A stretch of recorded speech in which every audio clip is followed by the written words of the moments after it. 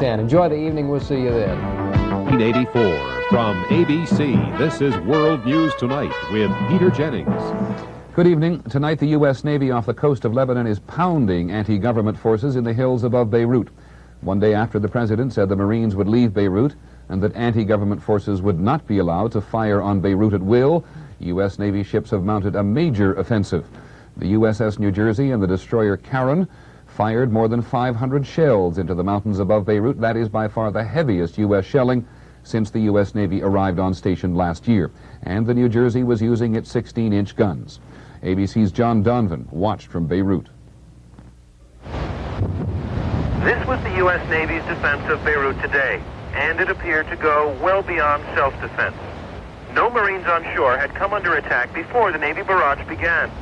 Instead, it was Christian East Beirut which had come under shell fire today, and that's when the New Jersey responded.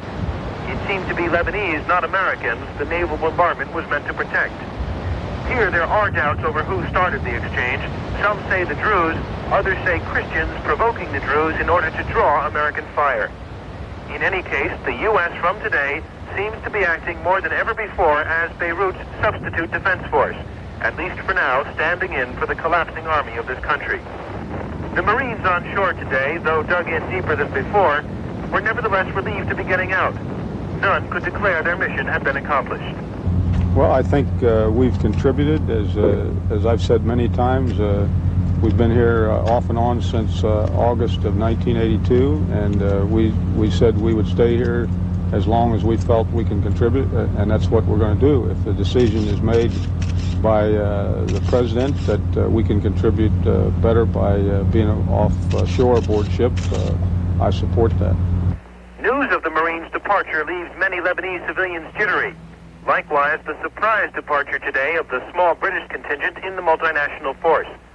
While French troops are staying put for the moment, most here are uneasy that the most popular contingent will soon be going. The Italians who have guarded the Sabra and Shatila refugee camps since the massacre by right-wing forces in 1982. Nervousness showed up in the foreign exchange markets where the Lebanese pound took another drop.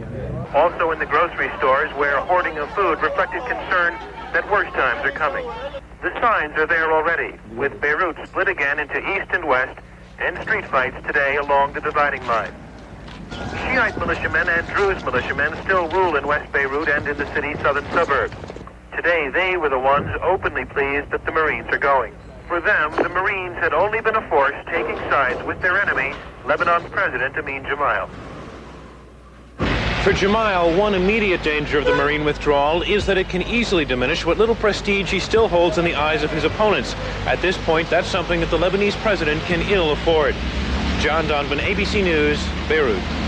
Donvan told us just a little while ago from Beirut that the shelling had continued, the American shelling, almost non-stop well into the night. In Damascus today, the U.S. ambassador delivered a message to Syrian President Assad from President Reagan. We don't know its contents, but in part it's not difficult to guess because Assad has apparently sent a message back which says Syria would not bend to American threats.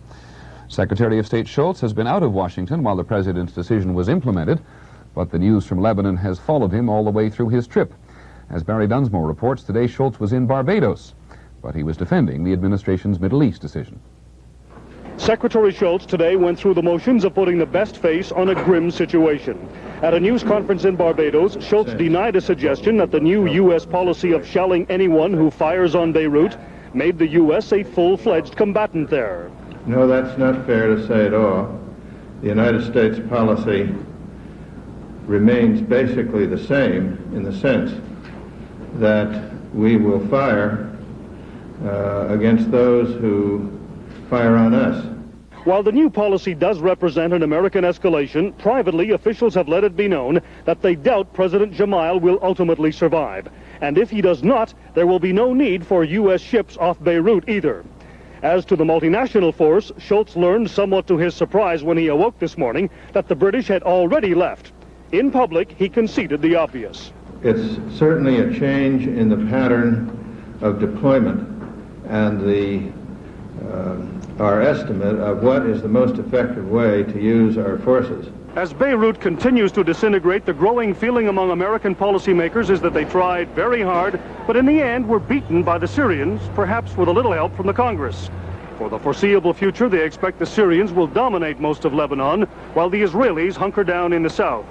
As it happens, next week, Egyptian President Mubarak and Jordan's King Hussein will both be in Washington, and the U.S. will use that occasion to try to pick up some of the pieces. But that's a very small hope.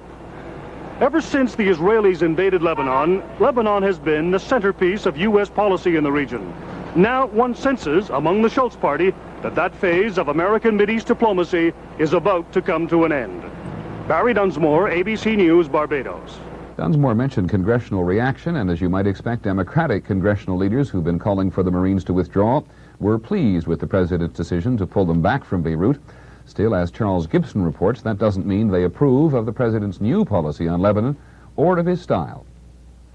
Congressional Democrats were critical of the way the president made the announcement on Lebanon, that the news of the Marine withdrawal and U.S. shelling of land targets was not made until after the president had arrived in California, and not until after he had disappeared on vacation for 5 days.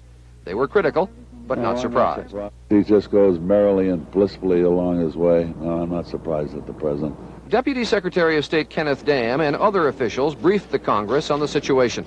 Members were told first that the full withdrawal of the Marines could take up to 4 months, and second, that the shelling of land targets by U.S. ships is designed to protect other countries' troops in the multinational force. You know, the British got out of Dunkirk a lot faster than 4 months. I don't see why we can't get the Marines back on the ships a lot faster than that. Other members worried the shelling by U.S. ships might represent an escalation of hostilities. I am concerned about New Jersey using its biggest guns the day after we announced that we were going to withdraw. I think that's a mistake, and I think it's an escalation in some ways of the conflicts that are going on there. However, Secretary of the Navy Lehman told a congressional committee the president intends no escalation of Lebanon hostilities, adding care is being taken not to fire into civilian areas.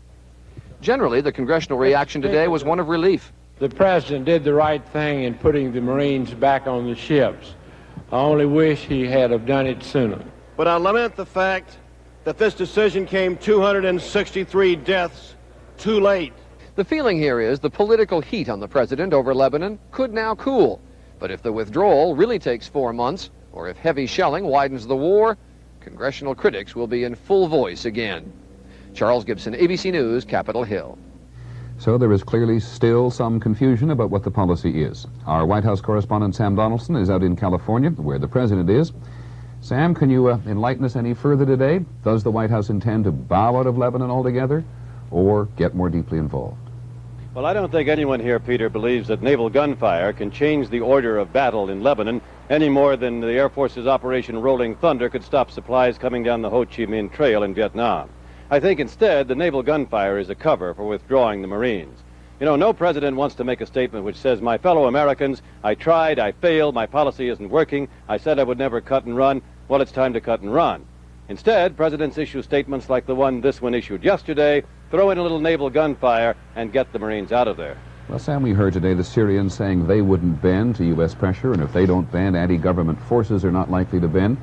Does the White House think this heavy shelling is going to make a difference in the future of Lebanon? I don't think so. I think the Israelis in the south and the Syrians in the east are going to have their day from the standpoint of ordering what happens in Lebanon. The White House wants to get American forces out, wants to disengage, wants to do it as politically safe as possible, but in the end wants to cut the losses there in the Middle East. Thank you, Sam. A suggestion of what Lebanese most fear, partition of their country. Later in this broadcast, the astronauts on the Challenger have company in space. 3 Soviet cosmonauts launched this morning. Our Pentagon correspondent John McWethy will focus on one of the country's most deadly weapons, the nuclear-powered submarine. And the Winter Olympics are officially open. This is World News Tonight, brought to you by The Equitable.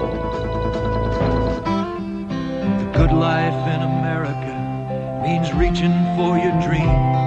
It's starting small and growing tall and all the steps in between. It's giving to your children the things you never had.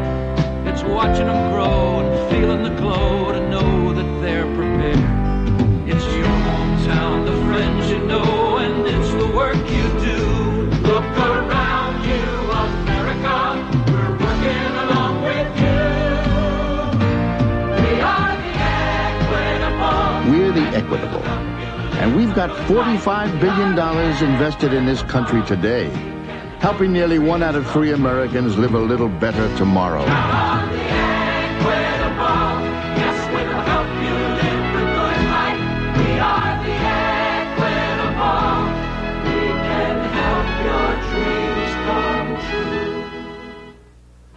Exactly 10 years ago, 3 American Skylab astronauts returned to Earth after what until then was the longest space flight ever, 84 days in orbit. Pour on the power, go for the glory. This is a story of what you're made of. Beef gives strength, it helps you do it. Beef gives strength, it helps you through it. Beef in a balanced diet. It's one of the best sources of protein, iron, and B vitamins going for a whole new pride in strength. Beef gives strength, helps keep you going. Beef gives strength from inside.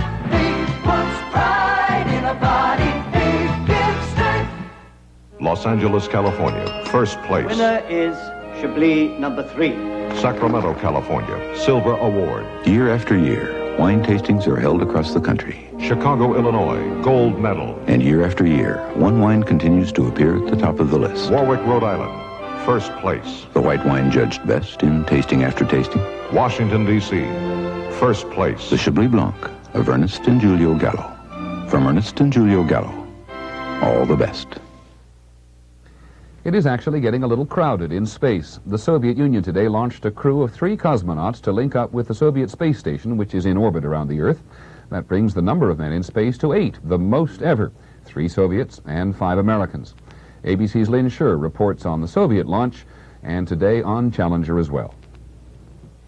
The successful launch of the 3 Soviet cosmonauts just after 6 a.m. Central Time is the first leg of a space journey that could last several months. Early tomorrow morning, the crew is expected to dock with the Salyut 7 space station, vacant since the last cosmonauts departed in November, and will remain in orbit at least 2 months, when a 2-man crew is scheduled to visit. The news of this latest Soviet step towards permanent occupation of space was relayed to the crew of the Challenger by ground controllers in Houston. You guys have got some company up there this morning. The Soviets launched at 6:08 a.m. They're going up to rendezvous with the Salyut. And for your information, that makes an all-time record, having 8 folks in space at one time. It's really getting to be populated up there. Today, the American astronauts took it easy after yesterday's bold venture with the jet backpacks, and they sent down these new TV angles. Pilot Hoot Gibson joked about a personnel change for next time, letting a little envy show through. We talked it over on board, and we decided that in order to share all the good deals, Vance and I get to go outside tomorrow. Of course, Gibson and Commander Vance Brand will remain inside tomorrow morning as the 2 veteran backpackers go into space again for more tests of their spectacular equipment. Lynn Scher, ABC News, at the Johnson Space Center in Houston.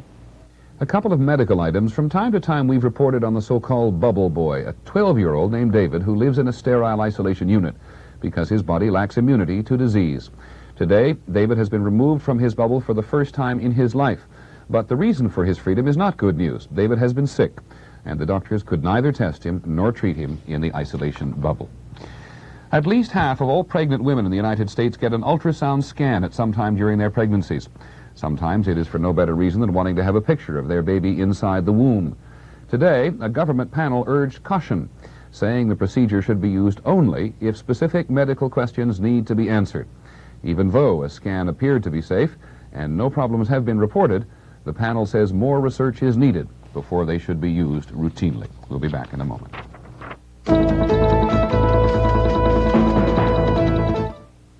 The lemon. Only Sunlight dishwashing liquid has the juice of one whole lemon.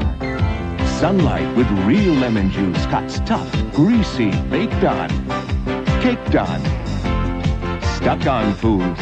So no matter how you squeeze it, twist it, squirt it, stack it. No matter how you slice it, Sunlight's got the juice to cut it.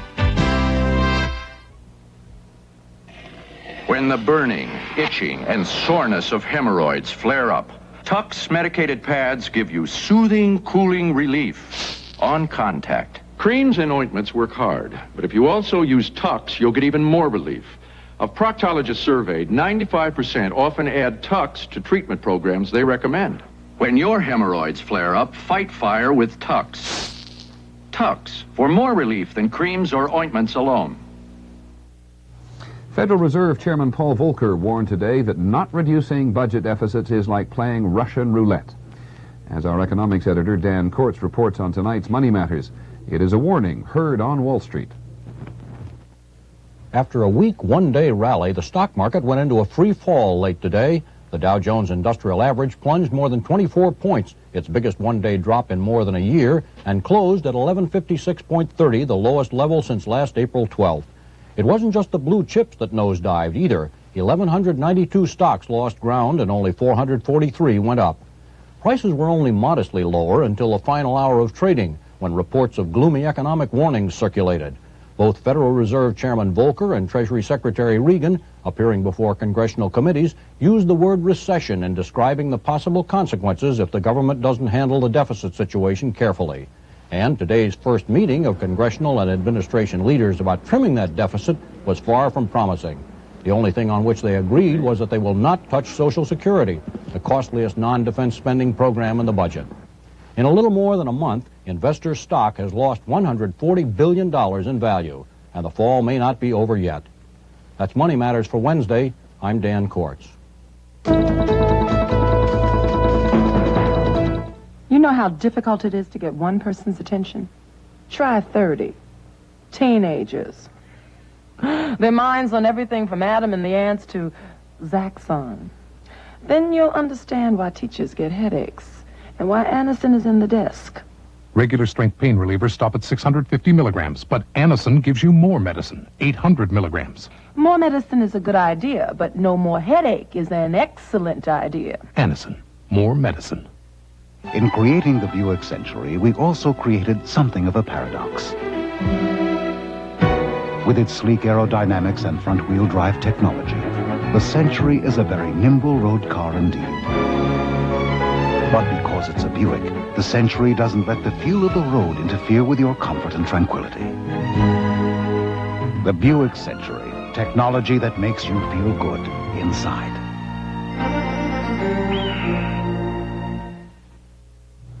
In Eastern Europe this week, the Warsaw Pact nations are holding a series of military maneuvers. It is par for the course that the Western Alliance is watching as closely as it can to see whether there are any new tactics being used or whether there is any new weaponry being employed. We focus tonight on an aspect of the East-West arms race which both the U.S. and the Soviet Union have given an enormous amount of attention to. It's an area where the United States is ahead and wants to keep it that way. Here's our Pentagon correspondent, John McCarthy. It is one of America's most deadly weapons, a nuclear-powered hunter-killer submarine. This $750 million ship is on maneuvers in the Caribbean. Over hundreds of square miles in this particular area, the U.S. has literally wired the ocean bottom for sound, making it one of the world's largest weapons laboratories. All the information from the underwater hydrophones flows to Andros Island in the Bahamas, to a computer center. Every day, some American submarine is going to war off this island, a simulated war that is monitored by these operators and later used to grade performance of a submarine crew, skipper, and weapons. See the watch on the 1MC, dive, dive. Sound 2 blasts on the diving alarm. Dive, dive. Quartermaster, all ahead 1/3. And while the crew goes through its paces back on shore, every step of the mock battle is being monitored by computers. Man battle station.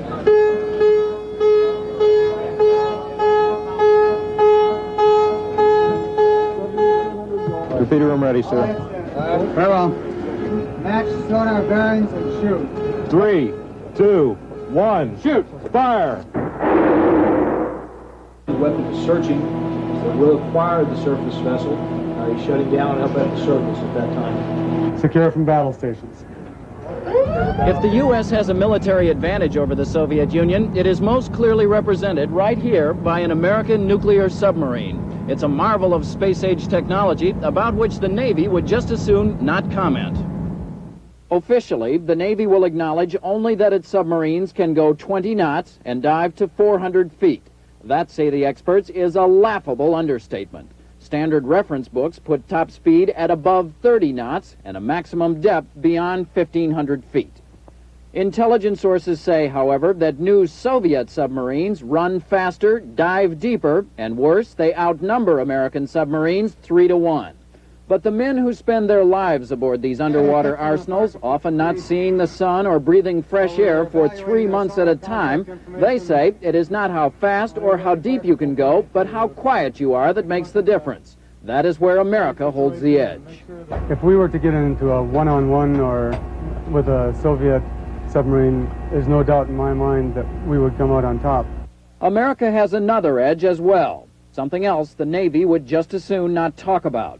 With an array of listening devices that stretch across the entire northern Atlantic, the U.S. routinely tracks movement of Soviet submarines as they come and go from home port. Not only is this listening network vast and its hydrophones incredibly sensitive, but it is backed up by some of the world's most powerful computers. They sift through ocean noises, identifying not only the submarine type, but often a particular boat by its unique noises or acoustic fingerprint. Every American submarine is equipped with a library of these computerized fingerprints, allowing a skipper to know within minutes of a first blind contact what the enemy looks like. Submarines have a unique role. We're much like a fighter aircraft. We go out to take on and find other ships, other submarines that are operating in a time of war. Life aboard an American submarine includes round-the-clock operations for months at a time. The only limitation for how long a sub can stay submerged is food for the crew. Living is very close. For example, there are not enough beds, so the crew must practice what is called hot bunking. When one man climbs out, another gets in. Raise number 1 scope. Because good submarine officers are hard to find, during a 20-year career, a submariner can look forward to a staggering 14 years of sea duty. The Navy is trying to lower that to 11. So why are the two kinds of submarines, the missile boats and the hunter-killer subs, so vital to America's defenses? Look at what they can do. One of the new Trident missile submarines carries more explosive punch with its load of nuclear missiles than all the bombs dropped in World War II. One submarine. The U.S. has 34 boats with a similar punch. The Soviets, of course, also have such ballistic missile submarines, and that's what makes the hunter-killer sub so important. Its job, find and destroy Russia's missile boats before the Soviets find and destroy ours. In recent years, Soviet missile boats have taken to hiding under the polar ice cap. Two of America's most potent detection mechanisms are worthless when the Soviets do this: anti-submarine surface ships and aircraft. That leaves one primary weapon to go after these Soviet missile boats, the hunter-killer submarine. That's why Congress is being asked this year to start funding research for an entirely new class of attack submarine, one that will be bigger, even quieter, and will cost more than $1 billion a copy. It's also why Congress, after much debate, will probably give the Navy exactly what it wants. John McWethy, ABC News, The Pentagon. Canon is proud to be the official 35mm camera of the 1984 Olympics. Like gold medalist Frank Shorter, it takes a special breed to compete at this level. Here, the Canon AE-1 program performs. Shorter leaves the rest behind, but the AE-1 program catches him, computing as it's shooting. And it practically runs itself, even with the flash. Canon's AE-1 program, so advanced, it's simple. Good luck, son. Make us proud. Forward! This year, 2 million families will send their kids off to college. But many of these kids won't be able to compete because they lack computer skills. A home computer can help. The Commodore 64 gives you more computer for less money than anyone else. Instead of saving for your kids' education, maybe you should spend a little for it. Channel 2 News at 5:30. ABC World News tonight at 6. Channel 2 Newscope at 6:30. Get all the information you need every day. Weekdays starting at 5:30 on Channel 2.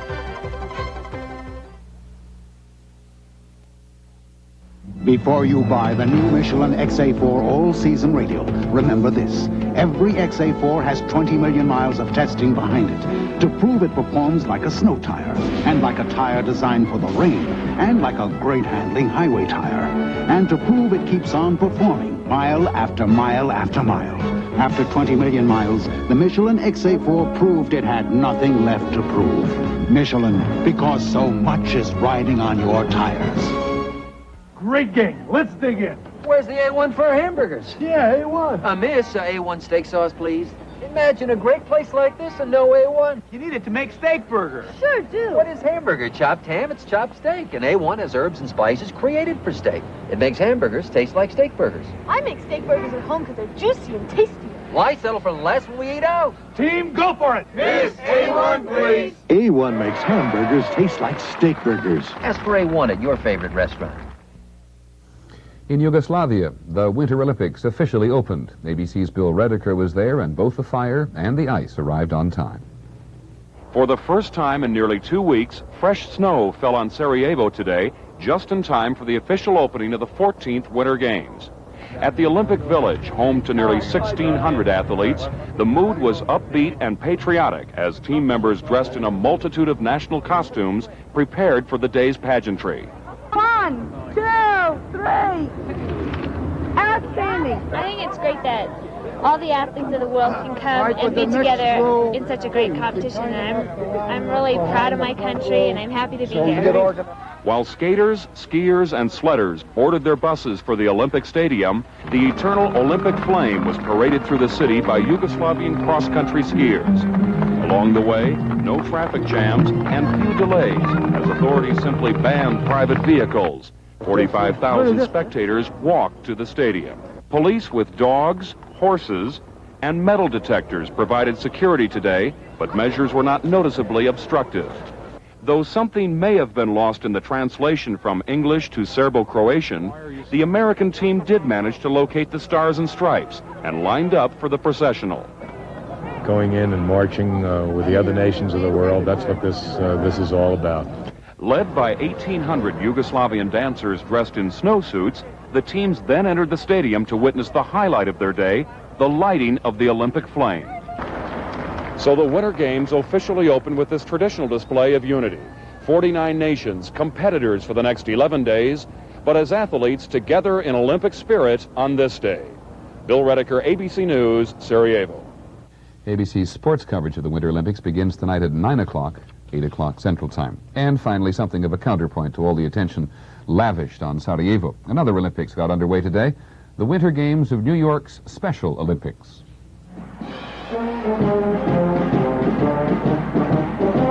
This was the scene today at Kayamisha Lake. Over 500 mentally handicapped athletes of all ages competing in a variety of winter sports. Get to that line right there. You got it. There you go. The oath of the Special Olympians reads, "Let me win, but if I cannot win, let me be brave in the attempt." Very brave indeed. And that's our report on World News tonight. For everyone at ABC News, I'm Peter Jennings. Good night.